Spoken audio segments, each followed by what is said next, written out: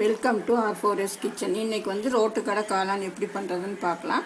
எங்கள் சேனல் பிடிச்சிருந்தா சப்ஸ்கிரைப் பண்ணுங்கள், ஷேர் பண்ணுங்கள், கமெண்ட்ஸ் கொடுங்க.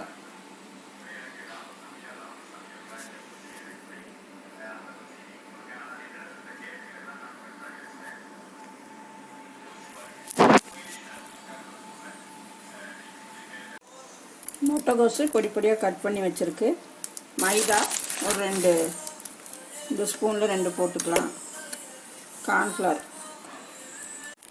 உப்பு கொஞ்சம் போட்டுக்கலாம். அப்புறம் மிளகாத்தூள் காரத்துக்கு ஏற்ற மாதிரி போட்டு நல்லா அந்த ஈரத்துலேயே கலக்கி வச்சுக்கலாம்.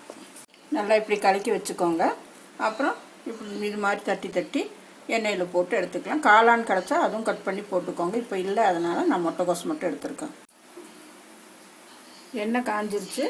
இப்படி போட்டு பொரிச்சு எடுத்துடலாம். நல்லா இப்படி பொரிச்சு எடுத்துக்கலாம். உங்களுக்கு ரெட் கலர் வேணும்னா கலர் பவுடர் ஆட் பண்ணிக்கோங்க. நான் ஆட் பண்ணலை. எல்லாம் ஃப்ரை பண்ணியாச்சு. இப்போ வந்து இப்படி சின்ன சின்ன பீஸாக எல்லாம் பிச்சு வச்சுக்கலாம். வறுத்த எண்ணெயை கொஞ்சம் ஊற்றி வெங்காயம் வந்து நல்லா பொன்னிறமாக வதக்கிக்கலாம். பச்சை மிளகா, கருவேப்பிலை, ஜிஞ்சர் கார்லிக் பேஸ்ட் வந்து ஒரு 2 ஸ்பூன் போட்டுக்கலாம். கொஞ்சம் கிரேவி கிடைக்கிறதுக்கு தக்காளி ஒரு தக்காளி வந்து மிக்சியில் நல்லா அடிச்சுக்கலாம். இந்த பச்சை வாசம் போகிற அளவுக்கு நல்லா திருப்பி விட்டுக்கலாம். தேவையான அளவு உப்பு கொஞ்சம் போட்டுக்கலாம். கொஞ்சம் கரம் மசாலா ஒரு பிஞ்ச் போட்டுக்கலாம். காஷ்மீரி சில்லி பவுட்ரு கொஞ்சம் போட்டுக்கலாம் கலருக்காக. டொமேட்டோ கேட்சப் ஒரு 2 ஸ்பூன் வந்து போட்டுக்கலாம். சோயா சாஸை கொஞ்சம் போட்டுக்கலாம்.